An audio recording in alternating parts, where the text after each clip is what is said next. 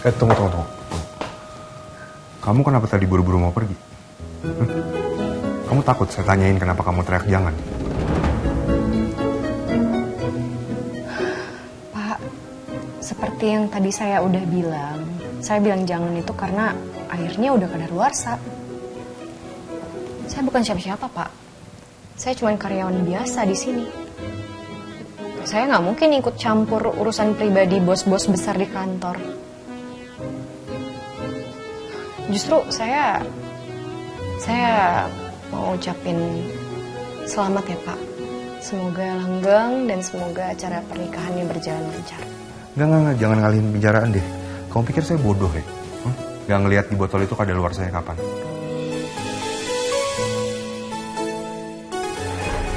Jangannya karena ini loh Mbak, minuman yang dipegang sama Pak Dimitri itu minumannya udah lama banget, takutnya udah expired.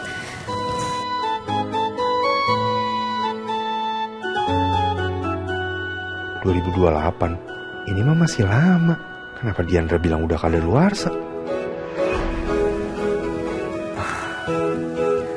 Air di botol itu kadaluarsa tahun 2028. Terus kenapa kamu teriak jangan? Hah? Apa karena kamu gak rela? Melisa saya kasih mutiara. Hah? Kamu cemburu. Asal kamu tahu ya, soal mutiara itu gak ada hubungannya sama kamu. Kenapa saya gak milih mutiara? Karena mutiara itu murah, gampang rusak, jelek. Melisa itu cewek berkelas, tulus, setia, gak cocok dikasih mutiara. Cocoknya dikasih berlian. Makanya tadi kita pilih ruby. Tahu kamu? Intinya penolakan itu gak ada hubungannya sama kamu. Jujur saya sama sekali nggak mikir sejauh itu sih Pak. Apalagi saya paham betul kalau semua cerita tentang kita di masa lalu itu udah selesai lama. Kalau Bapak nggak mau calon istri Bapak pakai mutiara karena Bapak pengen dia pakai yang jauh lebih berharga, saya mengerti sekali Pak. Itu sangat wajar kok.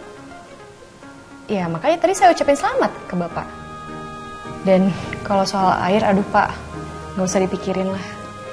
Apalagi kalau soal kadaluarsa, ya walaupun kadaluarsa masih lama, tapi kalau air itu terpapar sinar matahari dalam waktu yang cukup lama, saya rasa memang tidak baik untuk dikonsumsi. Saya cuma berusaha buat jadi karyawan yang baik aja kok Pak, nggak lebih. Permisi. Tunggu, saya nggak mau pakai mutiara itu karena saya muak. Buat saya mutiara itu adalah simbol kesalahan, simbol kebodohan, hal yang gak akan pernah saya ulang lagi seumur hidup. Lucu banget sih Pak. Kayaknya tadi Bapak sempat bilang kalau saya nggak ada hubungan apapun, saya nggak bisa ikut campur apapun. Tapi tiba-tiba Bapak ngomong kayak gini, Bapak bikin semuanya terdengar sangat ambigu. Bapak bilang kalau Bapak nggak mau Mbak Melisa pakai mutiara karena dia sepantasnya pakai permata yang jauh lebih berharga. Atau Bapak nggak mau dia pakai mutiara karena Bapak takut mutiara itu mengingatkan Bapak sama perempuan yang udah berhasil bikin Bapak terlihat lebih bodoh. Oke. Ya, saya harus ngakuin mutiara itu ngingetin saya sama perempuan yang baik hati dulu sama saya. Tapi tiba-tiba dia ngecewain saya, mulutnya kayak ular, gak bisa dipercaya sama sekali. Dan apa yang diomongin semuanya dusta. Keterlaluan kamu, Dim. Kamu anggap cintaku itu dusta. Justru kamu yang penuh dusta, Dim. Kamu hianatin aku dengan menodai Yunita.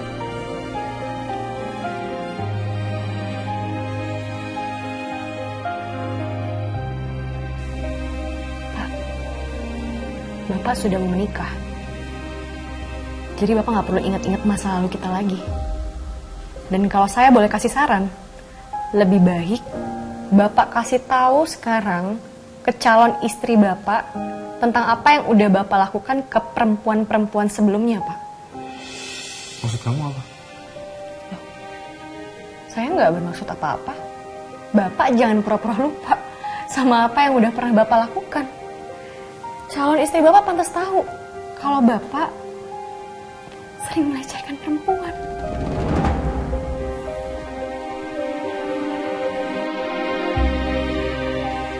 Saya cuma nggak pengen pernikahan Bapak sampai gagal cuma gara-gara hal itu. Stop ya Diandra. Kamu nuduh aku suka melecehkan perempuan. Saya bukan pemerkosa. Oke, malam itu kamu ngerasa bahwa kamu dilecehkan. Tapi sebenarnya yang terjadi malam itu... Apa sekarang aku terpaksa harus kasih tahu Diandra ya? Kalau malam itu aku nggak ngapa-ngapain dia. Malam itu apa? Malam itu nggak seperti yang kamu pikirin. Gak seperti yang kamu simpulkan hanya karena aku ada di dalam ruangan itu. Gak seperti apa yang aku simpulkan. Gak seperti apa yang kamu omongin selama ini kali. Aku ngerti sekarang. Kamu mau pura-pura so suci. Mau ngeles kalau kamu ternyata gak ngelakuin apa-apa selama ini. Gitu. Tiba-tiba banget. Kalau emang kenyataannya kayak gitu gimana? Mentang-mentang kamu mau nikah, terus sekarang kamu mau sok-sok suci. Dim, mungkin kamu bisa bohong soal aku, tapi kamu gak akan bisa bohong soal adik aku. Soal apa yang udah kamu lakuin ke Yunita, karena udah terbukti. Stop ya. Kamu nuduh aku ngelecehin Yunita. Buktinya mana? Apa buktinya? Buktinya, Fred. Gak mungkin ngasih tahu Dimitri kalau Freya itu anaknya dari Yunita. Dan itu bukti dia melecehkan Yunita. Aku udah janji sama Nita gak akan kasih tahu siapapun kalau Freya bukan anak kandungku. Freya apa? Buktinya fresh ada di ingatan aku dan ingatan keluarga aku atas apa yang udah kamu lakukan. Semuanya, walaupun memang mungkin udah 7 tahun yang lalu. Tapi kami gak akan lupa. Karena masih segar banget ada di ingatan kami.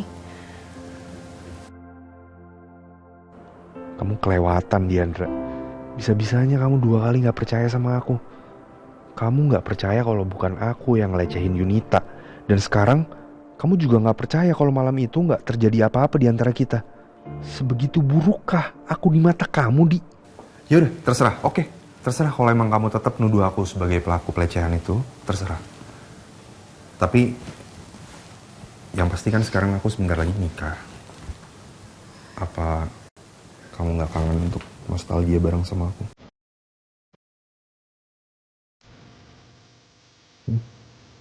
Maksud kamu?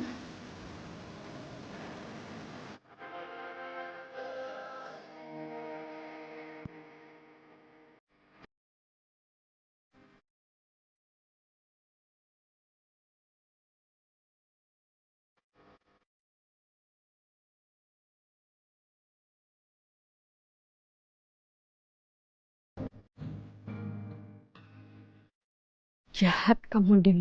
Jahat. Apa maksud kamu? Kamu sengaja bikin aku deg-degan kayak gini.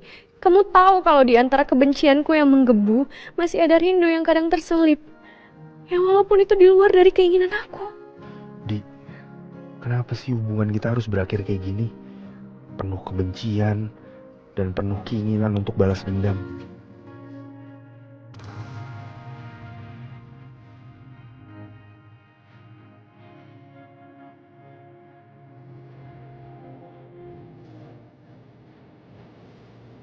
Kayak sekarang, aku pengen permainin perasaan kamu. Tapi, kenapa aku justru jadi berdebar gini ya?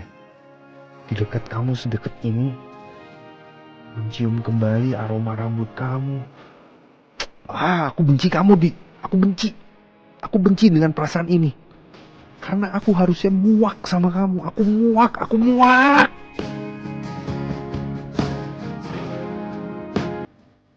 Ya Allah, tolong ya Allah, hilangkan aku dari sini, tolong aku ya Allah.